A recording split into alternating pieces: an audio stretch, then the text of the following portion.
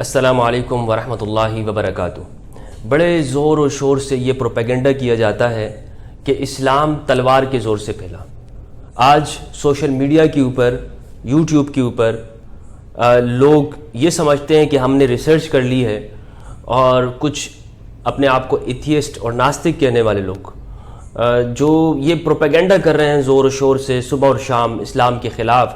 اسلام تلوار کی زور سے پھیلا۔ دیکھیں حضرت محمد صلی اللہ علیہ وآلہ وسلم نے مدینہ کے اندر اتنے یہودیوں کو مار دیا، بنو قریظہ کے ساتھ یہ کر دیا، انہیں جلاوطن کر دیا، ان کے ملک سے نکال دیا، بدر کے اندر یہ کر دیا، فلاں علاقے کے اندر یہ کیا، کچھ لوگوں کے ساتھ آپ نے ان کی آنکھیں نکال دی وغیرہ وغیرہ۔ اور مسلمانوں کے لیے مسلمانوں سے اوپر ہٹ کر اسلام کے بارے میں یہ کہتے ہیں کہ اسلام تو تلوار کا مذہب ہے، اسلام تلوار کے ساتھ پھیلا ہے۔ اور دنیا میں آج جتنے بھی مسلمان ہیں وہ اسلام نے ان کو تلوار کے زور پہ مسلمان کیا ہے۔ اگر آپ اسلام کی پوری تاریخ پڑھیں، بعد کے جو بادشاہوں کے زمانہ ہے امیہ یا عباسی، اس زمانے سے پہلے کی، کہ جب حضرت محمد صلی اللہ علیہ وآلہ وسلم نے اسلام کی دعوت لوگوں کے سامنے پیش کی، اور مکہ اور مدینہ کے اندر جو آپ نے وقت گزارا، اور آپ کے شروع کے جو اصحاب کرام ہیں، خلفائے راشدین ہیں، ان زمانے کو اگر آپ دیکھیں، ابو بکر، عمر، عثمان، علی رضی اللہ تعالیٰ عنہم کے دور کو اگر آپ پوری ہسٹری کا اس میں مطالعہ کریں، بعد کے زمانے کو چھوڑ کر، وہ بعد کے زمانہ کیوں چھوڑنا ہے اس کی کچھ وجوہات ہیں، وہ میں آگے بتاتا ہوں۔ تو آپ یہ دیکھیں گے کہ قرآن مجید اور حضرت محمد صلی اللہ علیہ وسلم اور خلفائے راشدین کا جو زمانہ ہے، اس میں انسانوں کو پورے کے پورے حقوق حاصل ہیں، اور یہ بتا دیا گیا ہے کہ مذہب اور دھرم کے نام پر کسی پر کوئی جبر نہیں کیا جائے گا۔ قرآن نے واضح لفظوں میں کہا، لا اکراہ فی الدین قد تبین الرشد من الغی، مذہب اور دین میں کوئی جبر نہیں ہے، کسی پر کوئی زبردستی نہیں ہے۔ قد تبین الرشد من الغی، نیکی، ہدایت وہ گمراہی سے الگ ہو چکی ہے، ظاہر ہو چکی ہے، بیان ہو چکی ہے، اب کسی پر جبر نہیں کیا جا سکتا، جبر کی اجازت نہیں ہے۔ حضرت محمد صلی اللہ علیہ وآلہ وسلم نے آ کر اس دنیا میں سب سے پہلے فریڈم آف ریلیجن دیا، مذہب کی آزادی دی، دین کی آزادی دی، کہ جب آپ کے ماننے والے وہ کلمہ پڑھ لیتے تھے تو مکہ کے لوگ، قریش کے لوگ، وہ ان کو طرح طرح کی مصیبتیں اور تکلیفیں دیتے تھے، غلام بناتے تھے، اور انہیں تپتی ہوئی ریت پہ لٹاتے تھے، آگ کے انگاروں پہ لٹایا جاتا۔ کس لیے؟ صرف اس لیے کہ انہوں نے ان کے جو قوم کا جو دھرم تھا وہ چھوڑ دیا تھا، اور حضرت محمد صلی اللہ علیہ وسلم پر ایمان لے آئے۔ تو حضرت محمد صلی اللہ علیہ وآلہ وسلم نے ایسے لوگوں کو کہ جو مذہب کے اوپر کی وجہ سے دوسروں پر تشدد کرتے تھے، ان کو مارتے تھے، آپ نے ان کا مقابلہ کیا اور ان سے کہا کہ تم یہ ٹھیک نہیں کر رہے ہو، اور 13 سال تک آپ نے ان کے ساتھ کوئی اس طرح کا معاملہ نہیں کیا، کوئی جنگ نہیں کی۔ انہوں نے آپ کو آپ کے علاقے سے نکال دیا، آپ کے ساتھیوں کو نکالا، بہت ظلم کیا۔ آپ تاریخ پڑھیں مکہ کی، 13 سال تک آپ کے ساتھ جو کچھ ہوا، اور اس میں 3 سال کا وہ زمانہ ہے کہ جب آپ کو اور آپ کے پورے خاندان کو، قوم کو، وہ ایک گھاٹی کے اندر، اسے شیب ابی طالب کہا جاتا ہے، ایک گھاٹی کے اندر رہنے پہ مجبور کیا گیا، بائیکاٹ کیا، سوشل بائیکاٹ، کوئی ان سے ملے گا نہیں، کوئی ان کے ساتھ کسی قسم کا معاملات نہیں کرے گا، کوئی تعلق نہیں رکھے گا، اور ان کو یہاں تک کہ بھوکا رکھا گیا 3 سال تک۔ آپ نے کوئی ہتھیار نہیں اٹھایا، اور آپ اپنے کام کرتے رہے، کسی پر بھی زبردستی آپ نے مذہب کے اوپر لانے کی کوشش نہیں کی۔ یہاں مکہ سے آپ کو نکالا گیا، آپ نے چھوڑا نہیں، آپ کو مجبور کیا گیا کہ آپ یہ علاقہ چھوڑ دیں، اور پھر جب آپ مدینہ تشریف لے گئے، وہاں پر بھی پھر آپ کے پیچھے وہ لوگ آ گئے، تب آپ نے مجبوراً ان کے ساتھ جنگیں کی۔ اور جتنی بھی جنگیں جو مدینہ میں ہوئی ہیں آپ دیکھیں تو وہ حضور نے مدینہ کے اندر ہی کی ہے، سوائے ایک جنگ کے جو مدینہ سے باہر ہوئی ہے، لیکن وہ بھی جنگ ہوئی نہیں، وہ جنگ ہوئی نہیں رومیوں کے ساتھ، اور واپس آ گئے۔ اسلام کو اللہ تعالیٰ نے اسی میں بغیر جنگ کے اللہ رب العزت نے فتح عطا کر دی۔ تو وہ جو ہے، اس کے علاوہ جتنی بھی جو جنگیں ہیں، خندق ہے، خیبر ہے، یا بدر ہے، احد ہے، وہ سب مدینہ کے اندر ہی ہو رہی ہیں۔ تو اس کا مطلب یہ ہے، جنگ تو وہ ہوتی ہے کہ جس میں ایک علاقے سے نکل کر دوسرا لشکر والا دوسرے علاقے میں چلا جاتا ہے اور وہاں پہ ماردار اور لڑائی کٹائی کرتے ہیں، لیکن آپ دیکھیں تو آپ کو مدینہ کے اندر آپ صلی اللہ علیہ وسلم یہاں سے باہر نظر نہیں آئیں گے، مدینہ کے اندر ہی آپ کو نظر آئیں گے، اور لوگ آپ کو مدینہ پر حملہ آور ہوتے ہوئے دکھائی دیں گے۔ تو صاف اس بات کا مطلب ہے کہ اسلام کا جو پہلا اصول ہے وہ یہی ہے کہ مذہب کے اوپر کوئی جبر نہیں ہے، اور مذہب کے لیے کسی طرح کی کوئی جنگ نہیں ہے کہ دوسروں کے اوپر حملہ کیا جائے، بلکہ اگر کوئی حملہ آور ہوتا ہے تو اس سے اپنے آپ کو بچانا یہ ضروری ہے۔ تو آپ صلی اللہ علیہ وآلہ وسلم نے یہ عمل اپنی زندگی سے بتا دیا کہ اسلام تلوار کے ساتھ نہیں پھیلے گا۔ اسلام کس طرح پھیلے گا؟ اسلام آپ صلی اللہ علیہ وآلہ وسلم نے اس کے لیے قربانیاں دی، محنت کی اور مارے کھائیں، صحابہ کرام شہید ہوئے، مگر آپ نے کسی کے اوپر بھی جبر نہیں کیا، تلوار نہیں رکھی کہ ہاں تم کلمہ پڑھو، بلکہ اگر کسی نے اس طرح کیا ہے تو آپ نے اس سے ناراضگی کا اظہار کیا ہے۔ ایک جنگ کے اندر ایک صحابی جو ہے وہ ایک شخص کو تلوار کے نیچے لے لیتے ہیں، تو وہ شخص فوراً کہہ دیتا ہے لا الہ الا اللہ،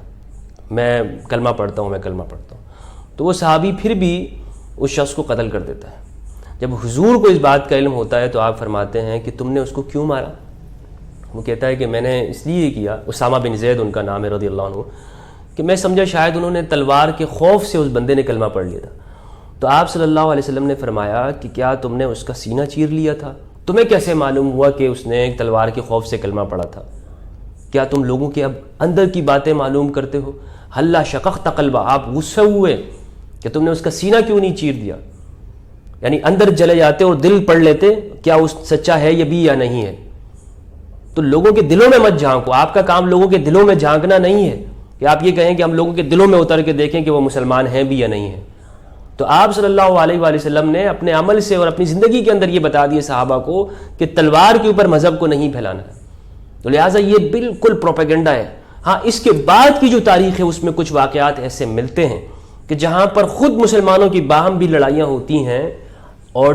سیاسی لڑائیاں ہیں، بہت سارے ملکوں کی آپس میں اس طرح کے معاملات ہیں، جیسے محمد بن قاسم یہاں پر آیا،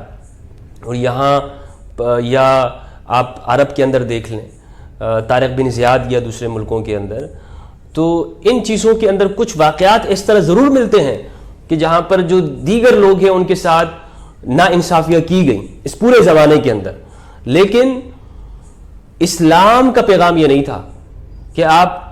اس اسلام کی وجہ سے لوگوں کے علاقوں کو فتح کریں، ان کے لوگوں کو غلام بنائیں، بندی بنائیں، قیدی بنائیں، ان کے مال کو ہتھیائیں اور اپنی امپائر کو بڑا کریں۔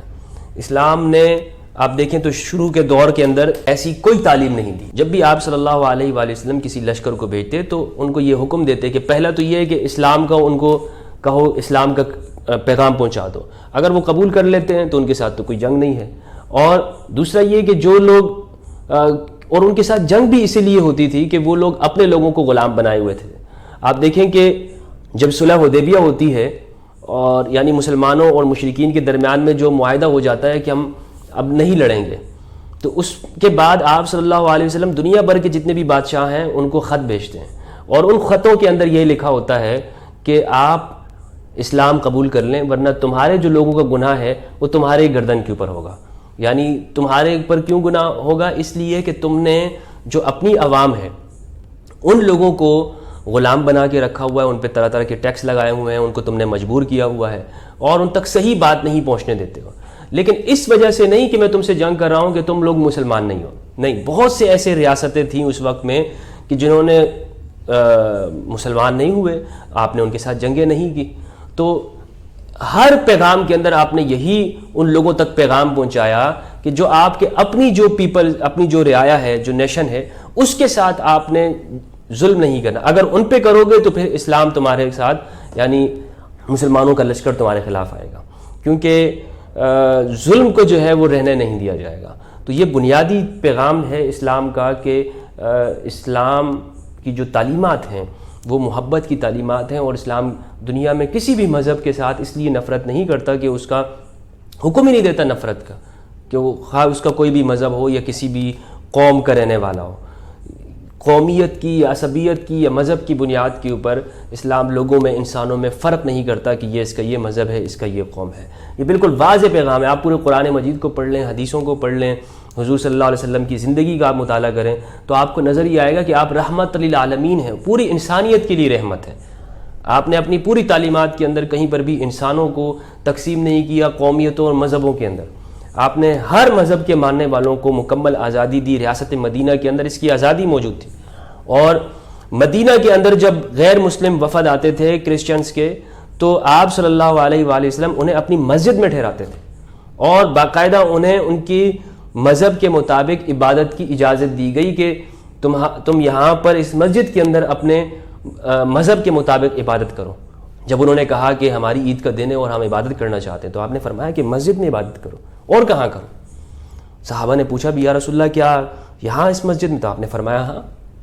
ان کو چھوڑیں, ان کو عبادت کرنے دو. آپ نے ان کو ایک کر کے رکھا. لہٰذا یہ پروپیگنڈا کیا جاتا ہے اسلام کے بارے میں اور حضرت محمد صلی اللہ علیہ وسلم کی زندگی کے بارے میں کہ آپ تو چھوٹی چھوٹی باتوں کے اوپر تلوار نکال دیا کرتے تھے اور لوگوں کو کلمہ پڑھاتے تھے. بالکل غلط ہے.